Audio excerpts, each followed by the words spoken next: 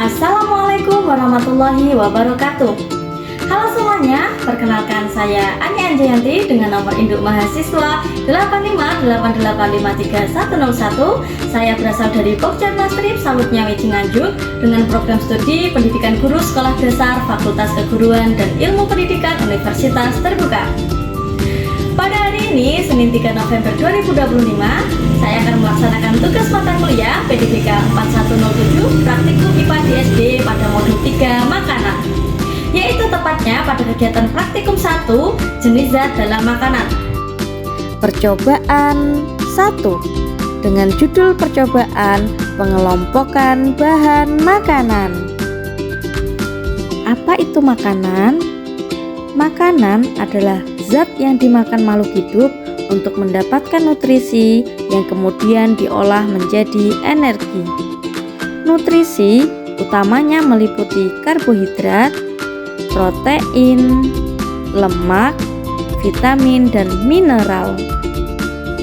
Tujuan percobaan ini adalah untuk dapat mengelompokkan bahan makanan berdasarkan kandungan zat gizinya. Untuk alat dan bahan yang akan saya gunakan dalam kegiatan praktikum ini ada piring, terompah, alat tulis, tabel pengamatan, dan 20 macam bahan makanan. Di sini ada minyak goreng, beras, wortel, kubis, sawi, ada jagung, kentang, ubi, talas, ada pisang, buah pir, apel, mangga, ada tempe, tahu, jamur kuping, ayam, santan, margarin, dan telur. Langkah-langkah pengamatan: kumpulkan bahan makanan sebanyak 20 macam. Kelompokkan masing-masing bahan makanan tersebut ke dalam kelompok karbohidrat, protein, lemak, dan vitamin. Catat semua data masing-masing kelompok tersebut dalam kolom yang sudah disediakan pada lembar kerja. Simpulkan apa yang dapat diambil dari percobaan ini. Ini adalah hasil setelah dikelompokkan. Untuk karbohidrat ada beras, jagung, kentang, ubi, dan talas. Selanjutnya kelompok protein. Ada ayam, telur, tempe, dan tahu. Untuk lemak terdiri dari minyak goreng, santan, dan margarin. Selanjutnya kelompok vitamin. Untuk vitamin di sini ada jamur, sawi, wortel, kubis, pisang, apel, buah pir, dan mangga.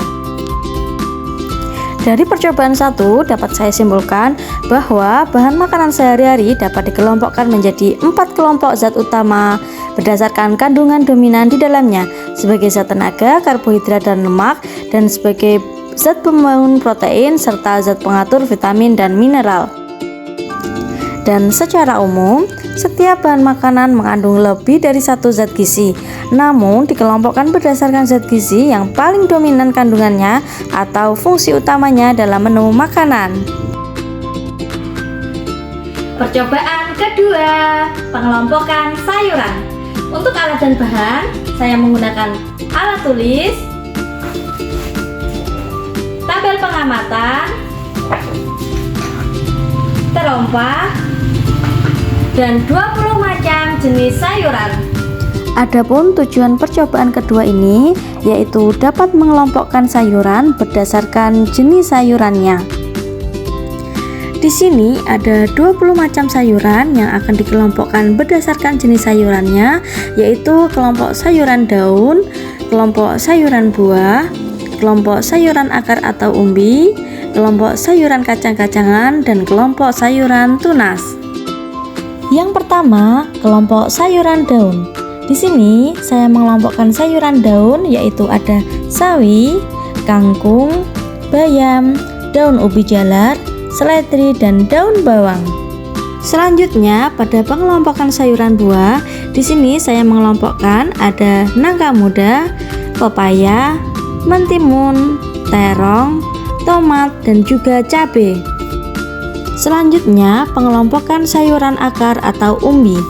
Di sini ada bombay, ubi, kentang, dan wortel. Berikutnya, pada sayuran kacang-kacangan, di sini saya sudah mengumpulkan yaitu ada kacang panjang, buncis, dan kacang tanah. Kemudian yang terakhir, pada sayuran tunas, di sini saya hanya mendapatkan satu sayuran dari tunas yaitu kecambah. Setelah mengelompokkan 20 macam sayuran, dapat saya simpulkan bahwa sayuran tersebut dapat diklasifikasikan berdasarkan bagian tanaman yang dapat dimakan secara morfologis. Pengelompokan ini menunjukkan adanya keragaman biologis yang luas dalam dunia sayuran yang berkorelasi langsung dengan variasi nutrisi dan cara pengolahan yang berbeda-beda. Percobaan ketiga. Di sini saya akan membuat makanan 4 sehat 5 sempurna dengan bahan-bahan yang sederhana. Tujuan dari percobaan ketiga ini yaitu dapat membuat makanan dari bahan makanan yang sederhana sesuai dengan slogan 4 sehat 5 sempurna. Untuk alat dan bahan yang akan saya gunakan dalam percobaan kali ini adalah alat tulis, tabel pengamatan, bumbu, ada cabai, bawang putih, bawang merah, tepung terigu,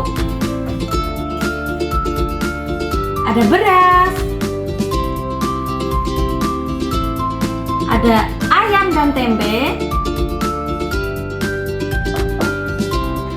ada sayuran, kubis, wortel, buncis, daun bawang, dan daun seledri. Ada buah pir dan susu.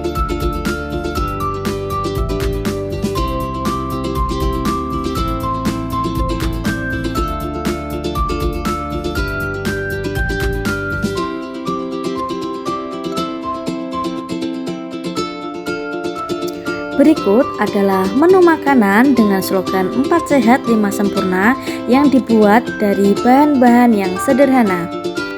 Ada nasi, ada sayur sop, ada sambal, ada tempe goreng, ayam goreng, buah pir, dan juga susu.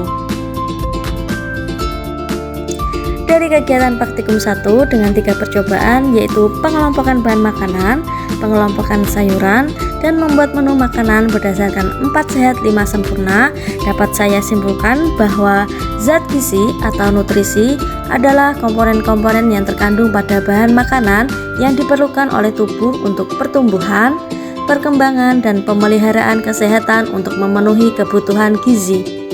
Kita perlu mengkonsumsi makanan yang beragam dari berbagai kelompok makanan dan mengacu pada makanan 4 sehat 5 sempurna.